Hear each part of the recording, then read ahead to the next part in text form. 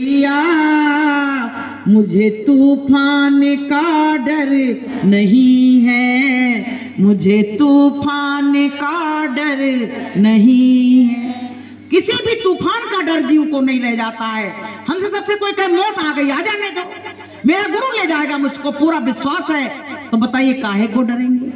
तो प्रेमियों, अगर काल के साथ जाना चाहते हो तो कभी गुरु नहीं बनाना, और अगर नहीं जाना चाहते हो तो जल्दी से सतगुरु बना लो। गुरु महाराज क्या कहते हैं, बच्चों अगर चलते चलते में भी कोई जय गुरुदेव नाम बोल देगा तब भी मैं उसकी मदद करने के लिए पहुंच जाऊंगा। बोलिए प्रेम से, बताइए, इतनी बड़ी महिमा है।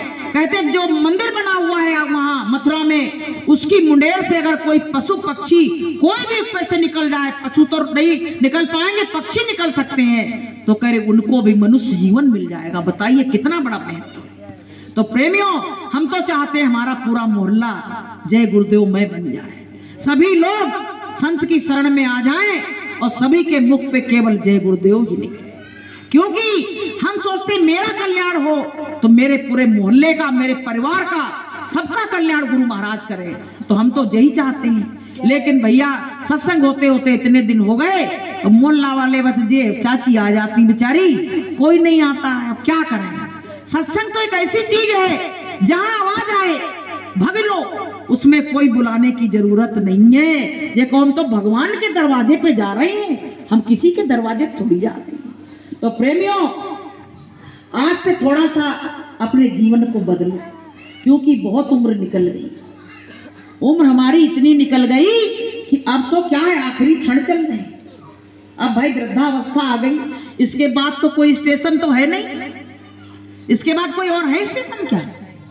भाई बुढ़ापे के बाद भाई बचपन आया, जवानी आई, फिर आया बुढ़ापा, कि जवानी नींद भर सोया और बुढ़ापा देख के रोया।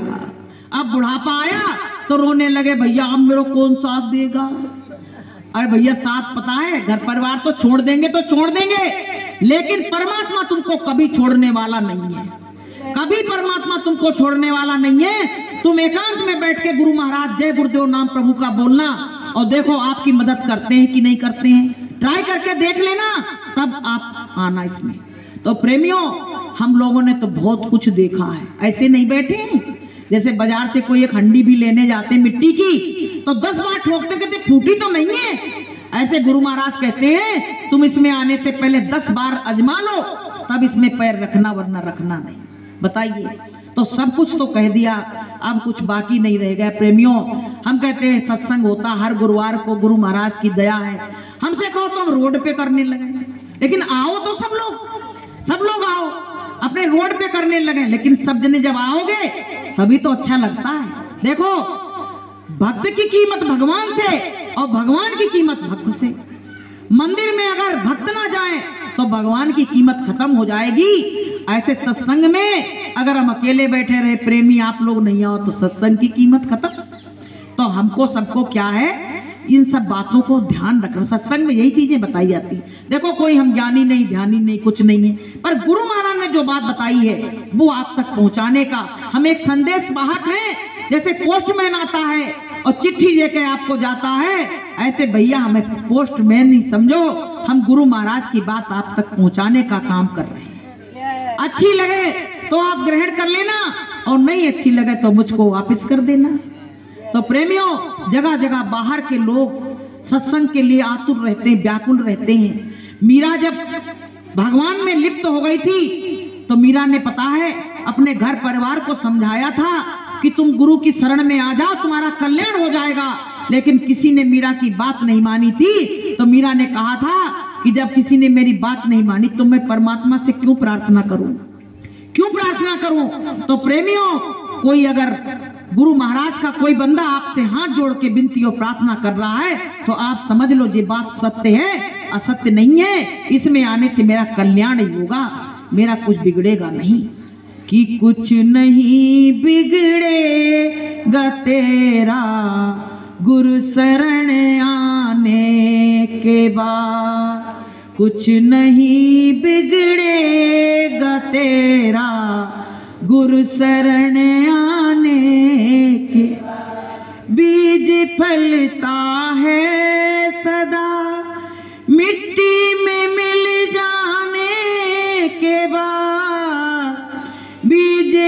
रहता है सदा, मिट्टी में मिल जाने के बाद कुछ नहीं बिगड़ेगा मेरा गुरु शरण आने के बाद। कुछ हमारा बिगड़ नहीं सकता अगर गुरु की शरण में आ गए तो, और नहीं आए तो तुम जानो और तुम्हारा काम जाने। भैया हम तो कहते गुरु महाराज मेरा अंत समय तक मेरे मुख से आखिरी भी शब्द निकले तो बस गुरु ही निकले, और कोई मेरे मुख से कोई शब्द ना निकले, क्योंकि जिन भगवान की हम पूजा करते थे वही भगवान ने तो हमको गुरु मिलवाए हैं, उन्हीं की प्रताप से ही तो हमको गुरु मिले। अगर उनका प्रताप ना होता, उनकी दया ना होती भगवान की, तो प्रेमियों हमको गुरु नहीं मिलते। इसलिए प्रेमियों गुरु का बहुत बड़ा महत्व है। इसी तरह से सत्संग में आते रहो। एक दिन जब रोज रोज बरसात होगी तो एक ना एक दिन आपको पूरा भीगना ही पड़ेगा।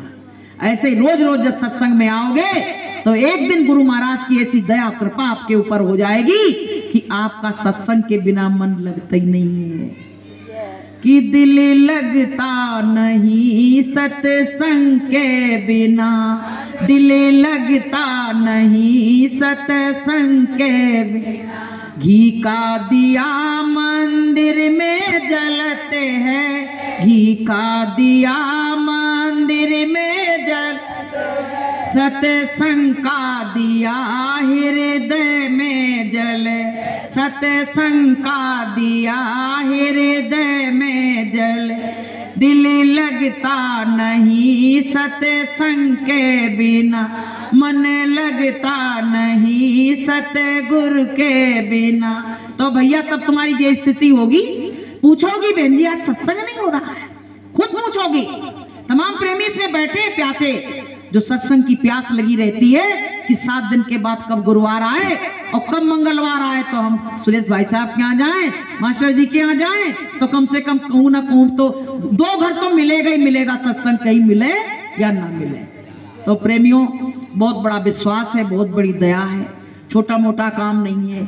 गुरु महाराज ने कहा बच्चों जब हमने तुमको दुख में देखा तब हम यहाँ इस संसार में आए। इसने कीचड़ में गुरु को उतरने की क्या जरूरत थी, इतना गंदा संसार, इसमें इतनी बदबू है, जहाँ से आए वहाँ अपार खुशबू है, यहाँ तो आ ही नहीं सकते थे। लेकिन हमारी तुम्हारी परेशानी देख के जब कोई पिता देखता हमारा बच्चा परेशानी में है तो पिता को गंदगी में भी उतरना पड़ता है। ऐसे गुरु महाराज को लगा कि हमारे जितनी रूहें हैं परेशान हैं, तो उसके लिए बताने के लिए चिताने के लिए गुरु महाराज इस धरा पे आए हुए।